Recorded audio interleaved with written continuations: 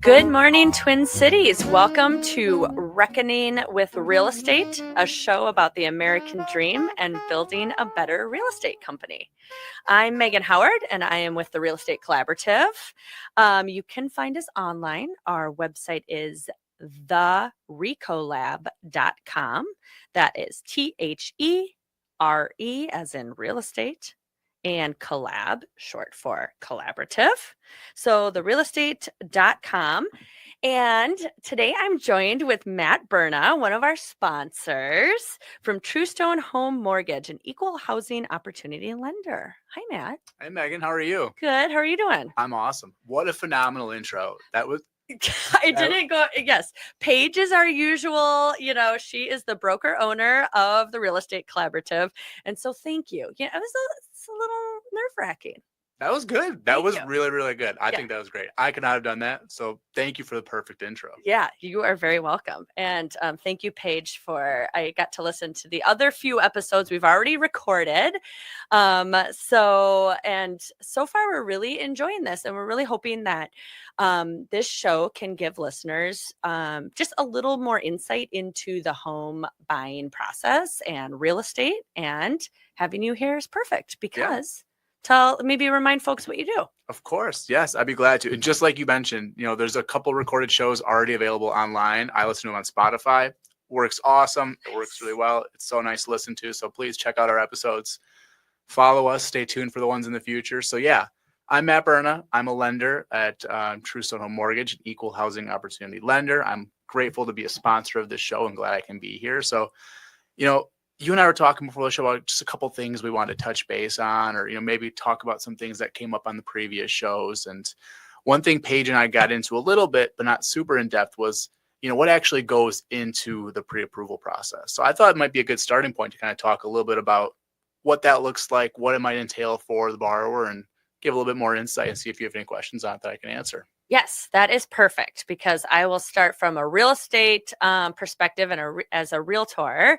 When folks come to us and say, "Oh my gosh, I'm so excited to buy a house," our first step is to say, "Awesome, we are here for you. We are pumped to help you. First, let's make sure that you know what you are pre-approved for." So, what does that mean when we then say, here's Matt Berna and he's able to help you? Definitely. Okay, so when you think about a pre-approval process and really starting the process of buying a home, the first step, I think, is to touch base with a lender to go over an application. So the way I like to set up is I have an introduction call with our clients, with our buyers, say, "Hey, this is Matt. I'm with TruStone. These are the kind of things that we can offer and how we can help. Why don't you give me a little bit of a background about what you're thinking? Is this your first house, a second home? Yep. Are you looking for a primary residence?" Things like that. And then I'm able to kind of understand what the next steps would be and what we should need from them. So I say, okay, here's the link to our application. This is going to collect information on you to figure out what you can do. Yep. So the big things that application takes on is we look at 2 years of address history. So you'd fill this out, right? You'd put your information in, you'd fill out your last 2 years of address history. We look at 2 years of employment history as well. And we'll talk a little bit more about that. Not every program needs 2 years of history, but the application always asks for 2 years of history. Okay. We also look at assets that you have. So what do you have to bring towards this transaction for down payment, for closing costs, for reserves, depending on what loan type we do. And then it also goes into a couple declarations. Is this your primary residence? Have you owned a home in the last 3 years? Have you ever had a foreclosure or a bankruptcy? All of these things help put together the puzzle pieces of what someone can be pre-approved for, what loan programs they can fit into, and then kind of really starting that next step of when I talk with the client, say, okay, where's your budget? Where do you feel comfortable? So just a couple things about that. So a lot of people really get hung up on the employment piece of it, right? People think, oh my gosh, I need to have 2 years on this job before I can do anything, which is not always the case. It depends on what loan program we look at to see what sort of requirements that they have around jobs. Yep. So I have someone who I'm working with right now. He is a first-time home buyer. He is still in college, but he starts his first job in March of this year. March of next year, right? Okay. 2026. I keep forgetting where we are. Yeah. So, right, he doesn't have employment history because he's starting his first job then, but he has a job offer that is a full-time role. It's salaried. It's guaranteed. There's no contingencies left on his job offer. It's just he starts this date. So for us and for Fannie Mae guidelines, he can use that income within 90 days of a close date. So you could Wow. use that actually before he starts that job. Huh. So depending on what sort of loan program you're looking at, it's going to change the requirements that we need when we're looking at income and time on a job. Okay. A couple other variables that I think come up with that is, someone might be hourly, but it's variable hours. That's where we'd normally want to see a little bit more time on that job. It depends on what program we go to, but there needs to be a history. We have to see how those hours worked out, how your pay worked out, to find a trend line of how that could look in the future. Okay. Awesome. And I suppose you get people that have come to you and, maybe, hey, we bought our first home, within even like 5 to 10 years ago. And maybe they want to help a child or someone else buy their home. And they think, well, yeah, I did that. So I know how it goes, but things are very different. I know even since you have started with TruStone that it was 2021, right? Yep. So very different housing market Yeah. and interest rates and whatever. So it is so important, even though if you've done this before, buyers have to come to you we like to say, find out what you're pre-approved for. Yep. Things change and it's going to make the process so much better for you. Well, that's how life works, right? As soon as you figure something out, they change it on you, yes. which, I'm used to that for work, right? Yep. It's like, you understand something, a guideline could change, a rule could change. It's really came to front with me having kids because we have a 3-year-old and 1-year-old. So as soon as I feel like I have something figured out, it's like, that's not how it works. Yes. Change. I'm going to wake up every night at 2 a.m. no matter what. So yes, keeping me on my toes. Yes. Yes. And I can say that, our kids are 10 and 12 and it's just a different life just becomes more and more, it's always right? there. Yeah. Always challenges, but yes, in different ways. So I also wanted to say that I was listening to the episode that you and Paige did. I think it was episode 3. And you were saying that you purchased your first home before you were a lender. Yep. And it was not the best or easiest experience for you. It was not. No. And I will say, I also purchased my home before getting my real estate license over 10 years ago. And I enjoyed aspects of it, but I had no idea what was going on. Yeah. Certainly from the lending standpoint.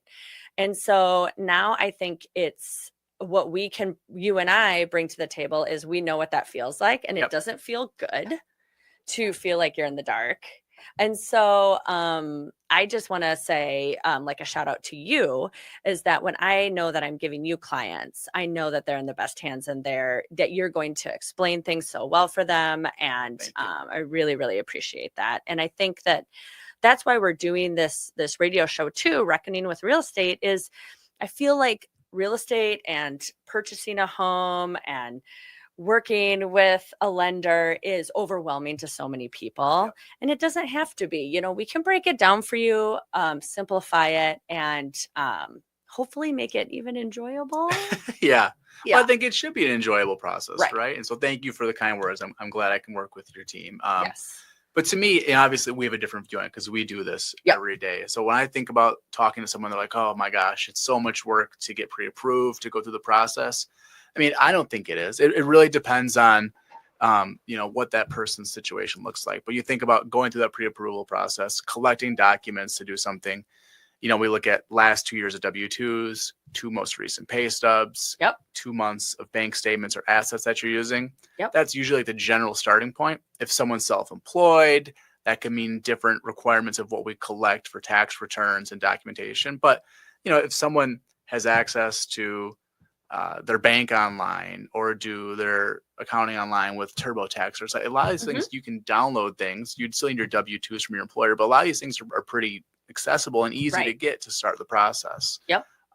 So I think it's a good starting point to get things in and see what you can do. And then once you figure out where your budget is, where you feel comfortable, right? So I like to have that secondary phone call where we go over what's your budget amount where you feel comfortable monthly payment wise? Where Yeah. do you ideally like to be? And talking about the other variables that go into it, like utilities, internet, Yep. water, things like that.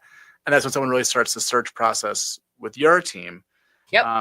What, Matt, just so listeners know, if someone reaches out to you with just a question, I think people are paranoid or skeptical that you're going to get them, and it costs money to even ask these questions. Does it? It does not. No, it does not cost. I actually get that a lot. Actually, Yes. I had someone today. It was like, what do I owe you for this? I was like, nothing. You don't owe me anything. I keep asking me questions. I love this.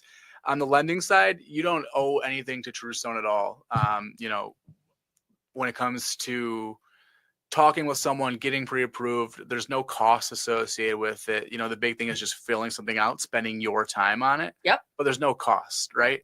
And the other thing for me is meeting people on their time when it works for them.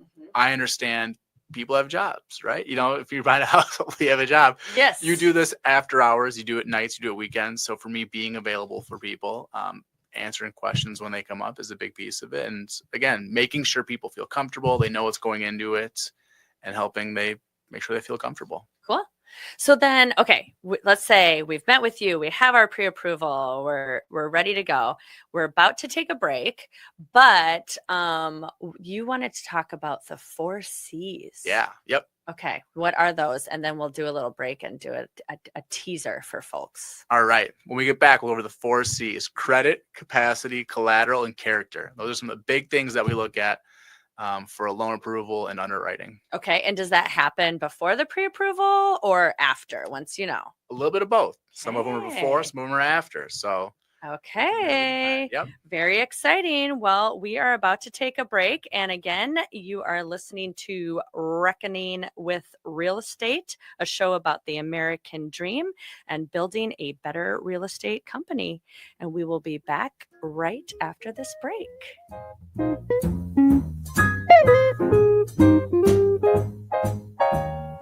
Ran through the night. Oh, what a sight.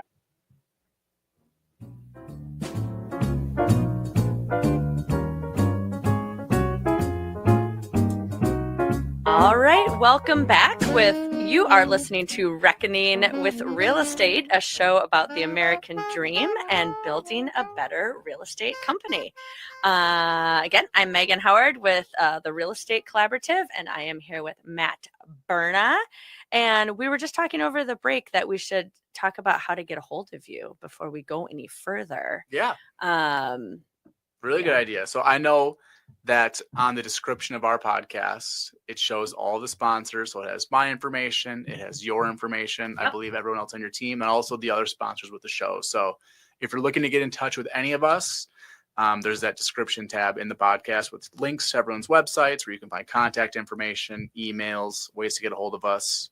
Yep. And please reach out. We're here to help. We're here to take questions and figure out how we can be a partner to you. Yes. And we at the Real Estate Collaborative work with Matt, and our clients do, as a lender when they're looking to purchase a home.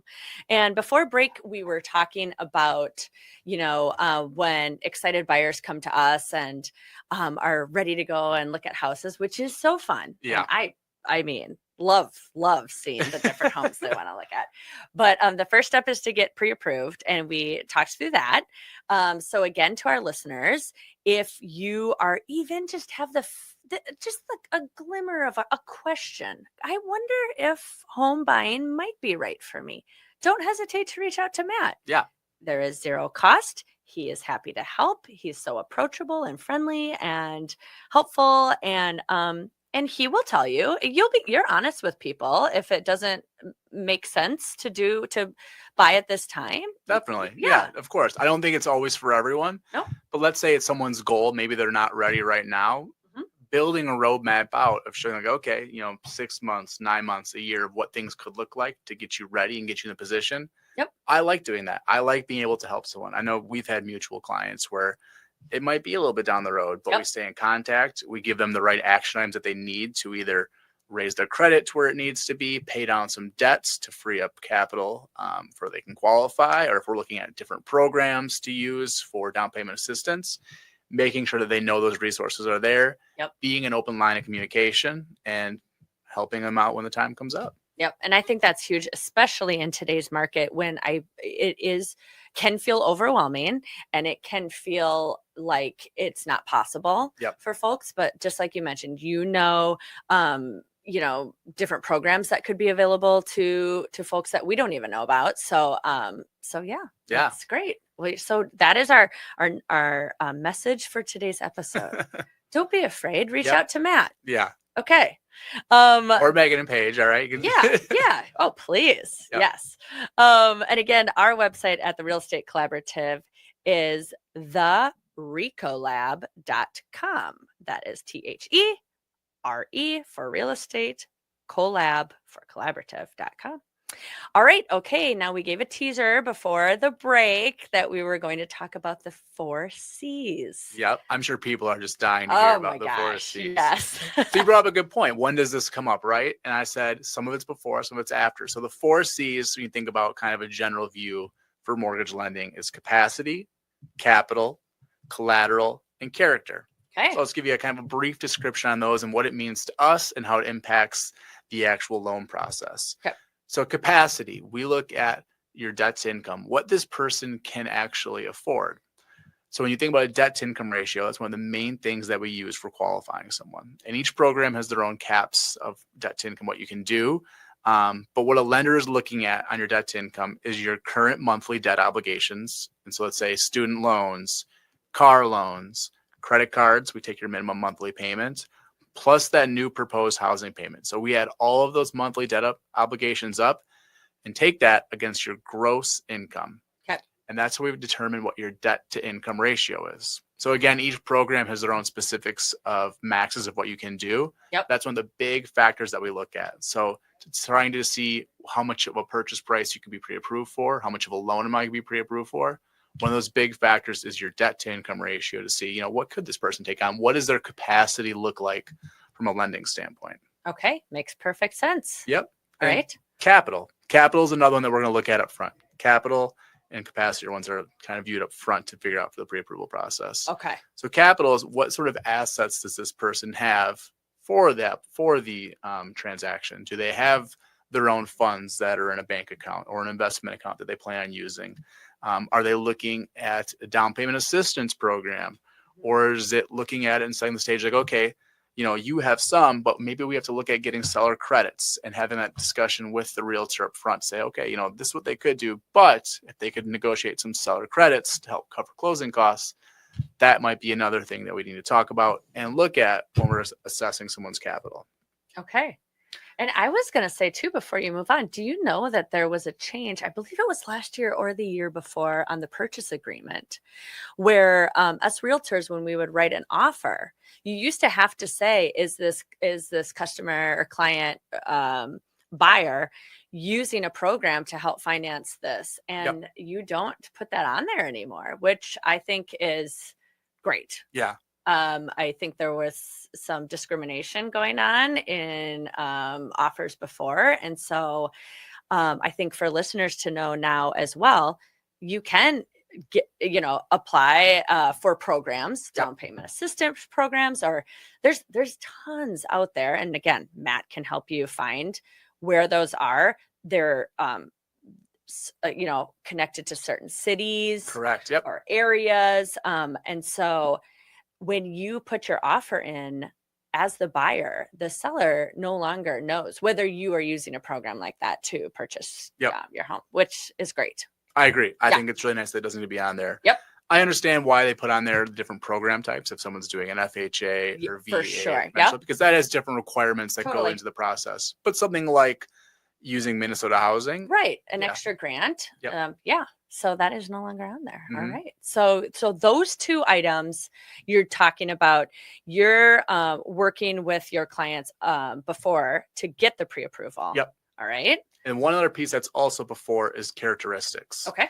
So we're looking at, this person's credit report. We're trying to see their payment histories, if they have anything in collections or judgments, or maybe if there's a bankruptcy in the past. So that helps kind of fill the picture of what this person's characteristics look like as a client. Okay. And then those 3 are the big ones up front. The one that we need to find after someone's got an accepted offer is the collateral, the home, right? What is going to be the collateral in this transaction? So that's when someone has a home under contract. We know that's going to be the piece that ties all this together, is the collateral that we're writing into. Okay. All right. So then once you have all of those, like let's talk for the listeners to understand. So you've got your pre-approval. We're going out to look at houses and you say, hey, the pre-approval is showing that, this client can afford a home, let's say up to $300,000. Yep. So now clearly as a realtor, we are working with the buyer to set up a search that would not exceed 300 because we don't want to look at things that you can't. It's too tempting. And then we go out and see a house and they're walking through, oh my gosh, this is it. Then let's talk to listeners about like the next step of that. Okay. So here's the address and my gosh. So I know with your team, what usually happens is either you or Paige will reach out to me because we have very good open lines of communication. And I highly recommend if clients I'm working with or realtors reach out to me at any time. So normally what happened is, let's say you went and showed some clients a home, they love it. You would usually, I feel like, give me a call as soon as you get to the car. Like, this is the one. Yes. This is the address. And I like that because then it gives me the opportunity to get on things right away of making a pre-approval letter. I like to double check the home. Let's just say if someone's looking at a condo or a townhouse, we always want to make sure and verify that it does fit inside what this person can afford. If it's a condo, making sure it is an eligible association for lending. So there's a couple of things that go into it, but I like to get on that right away. What I do then is I make a pre-approval letter. Sometimes I will make a fee sheet that lists out all the different costs that are associated with it, that shows a estimate for monthly payment, cash to close. Awesome. Provide that to you and the buyer. Say, okay, here's your pre-approval letter. Let's make this offer. And here's an estimated fee sheet that breaks down, what your costs could look like and what your payment could look like, to give you a real idea of like, okay, if we were to buy this house, what's our monthly payment going to be? I think that really helps in the decisioning factor when someone's making an offer. Yep. Especially if like, hey, maybe you need to go a little bit over, or maybe you need to ask for a little bit. This helps kind of break into what that thought process looks like. Yes. So I provide those to you. And then one thing I always like to do is, once an offer is submitted, I like to call the listing agent and say, hey, I am working with John and Jake, and this is their pre-approval. They are all set. We've reviewed these things. They are good to go. Yep. Megan is phenomenal. She's a great agent. This is why you should pick us. So I think that stands out. That's what I like to do. Yes. On your side, what does it look like once I give you the pre-approval letter? Well, and a shout out to you again is that I remember we were looking at a house and I called you. Oh my gosh, we found the house, and there was like some noise in the background. And I was like, oh, I'm so sorry. Are you in the middle of something? And you were like, I'm at my groom's dinner, but I will get you that pre-approval. Do you remember that? Yeah, I got a couple of those. There was one on when our son was born, she was active in labor. I made a pre-approval for a friend. She was not happy about that. He didn't get the house either, but I was like, if he gets the house, how great would this be? Yes. She had a lot going on. I thought she wasn't focused on what I was doing, but apparently she was. She knew. Yes. Yeah. So that's also why we appreciate working with you, Matt. You are very reachable. And so once we get that pre-approval from you, and this could be a whole nother episode, but we talk about the other different factors that can go into writing an offer, appraisal gap. And, once we see what the price of the home and where we're at, then we write up the offer, and it is so nice to be able to email the agent with the pre-approval, with the offer, and then say our lender will be contacting you shortly, and just to know that you do put in such a good word for our buyers. That goes so far. How long does that take when someone, you get it back, you go through the offer with them? How long is that process usually take? It always depends on the home and how many offers they have, and if they're waiting to present. As a realtor, you have to, as soon as I get an offer, I need to give it to my clients. Okay. But we might want to sit down and say, here it is. Look it over. I can answer any questions that you have. And then it's, if it seems like they are getting multiple offers, then they can say, all right, I'd like to sleep on it, and let's meet in the morning at. And then, of course, we would let the agents know that, because everyone, it's a moment of a lot of emotions and stress. And so you want to know, hey, nobody's going to hear anything until this time. And I think that's a very important message. to Setting get the out there. Oh my expectation a little goodness. bit. Yeah. Yes. I think we've all probably been in parts of deals, especially on your side, where it's you submit something and you hear Oh, nothing. Yes. And of course, the human mind always goes to like, oh, it's going What's- wrong. yeah, And then you get worst the call, case you're like, yep, scenario. yeah. You're like, oh, okay, great. Yep. Yes. So yes, once we get that from you, it's just so nice to be able to connect you with the selling agent, and hopefully we hear good news right after that. Yeah, Then we can talk about the next steps exactly. in Keep it- another podcast. Yeah.